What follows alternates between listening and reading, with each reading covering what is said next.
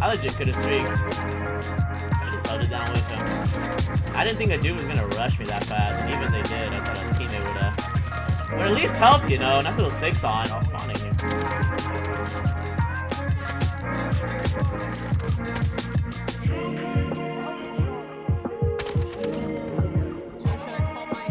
Yes, yes, yes, please. Good play. Oh, what? How did I even do that? Hold on. Oh my god, hold on. 6 on 2.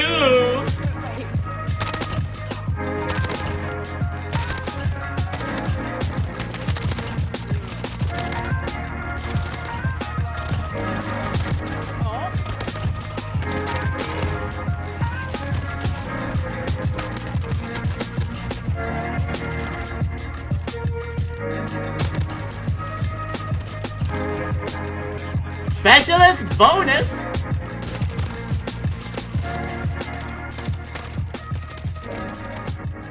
What am I doing?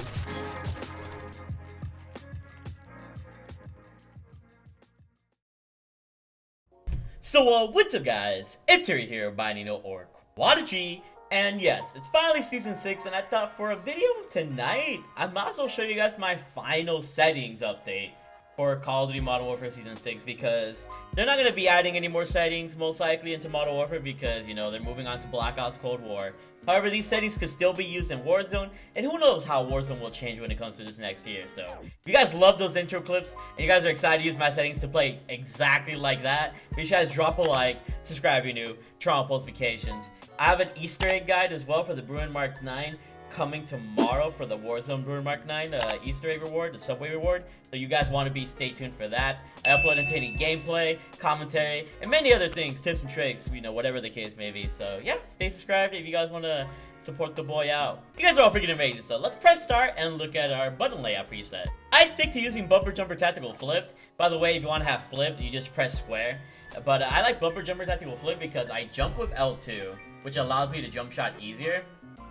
And then I reload with square. I drop shot / slide with R3 by clicking down on the right control stick. It's super easy, and I've been playing like this since BO3, and it's helped me a ton.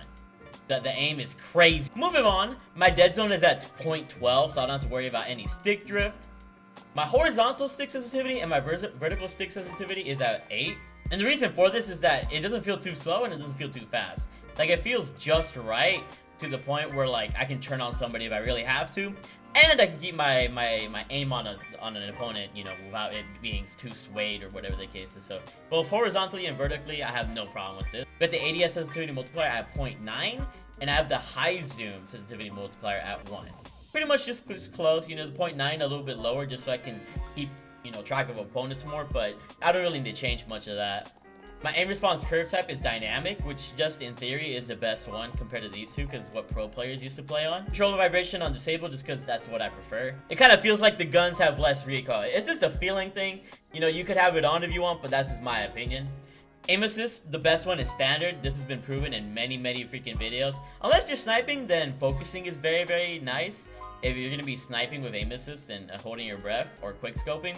But other than that, standard is the way to go. When it comes to use / reload behavior, you want to have tap to reload if you're playing multiplayer. But if you're playing Warzone, you can use contextual tap, and this will help you pick up loot faster, which is really nice. You have to hold square to reload in vehicles though, so don't be tapping square while in a vehicle because you're going to end yourself, you know, being left on the road. So keep on tap to reload in multiplayer, contextual tap in Warzone. Easy money.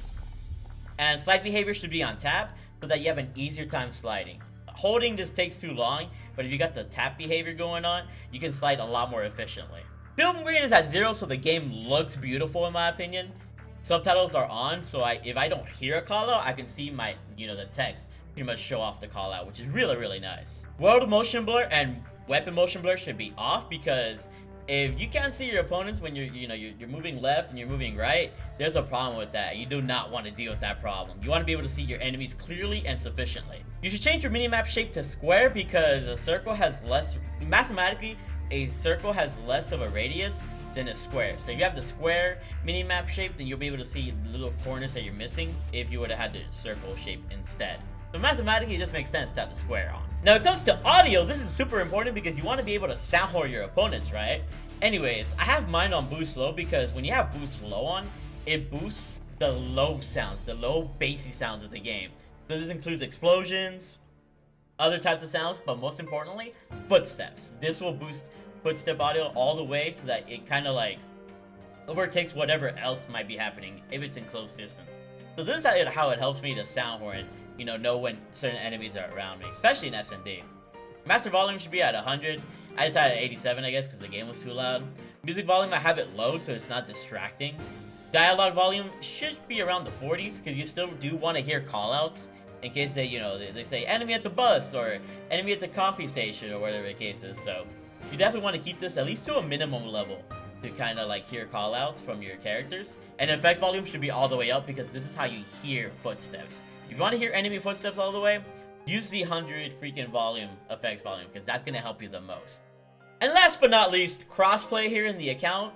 If you have crossplay on, it's really nice, to match up with a certain demographic, but sometimes you get easier lobbies if you have crossplay off. So mess around with crossplay on, mess around with crossplay off, or vice versa, whatever the case is, and you can find different sorts of lobbies. And trust me, it helps me sometimes, because sometimes I found better lobbies with crossplay off, and sometimes I find better lobbies with crossplay on. So yeah, try that out if you're against reverse boosting. This is not going to help you to get into like super good lobbies, but at least it will help. So yeah, those are my settings with Call of Duty Modern Warfare / Warzone Season 6. Just wanted to pretty much wrap it up. You guys have heard me say my settings this whole year, and the support on my settings vids have been insane. So if my settings help you in any single way in this last season of Modern Warfare and, year 2 of Modern Warfare and beyond, definitely let me know by dropping a like, subscribing if you're new, turn on notifications, and let me know what your most kills are in Modern Warfare this whole year in the comment section below. Be really nice, either Warzone or multiplayer, because these settings work for both multiplayer and Warzone, in case you guys are wondering. But I freaking love you guys. Thank you for the support this whole year. Follow me on Twitch at twitch.tv/TheMarkOfAHero. You guys want to see more of my content live, and I will see you guys later. I freaking love you all, and I'll see you guys all later. Bye. I love you all.